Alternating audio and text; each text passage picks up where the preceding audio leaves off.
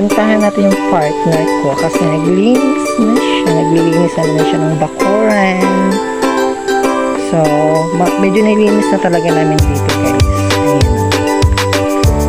Nilinis na siya hanggang dito. Ang haba naman. Ayan, may nausukan para itong mga langka. Marami kasing langka dito para mamunan siya. Dito, ang favorite ko dito, guys.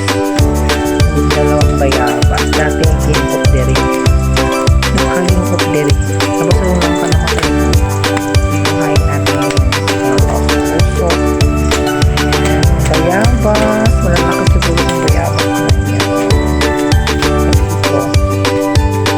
Ayan. Saan naman ko ng kaya dito. Ayan.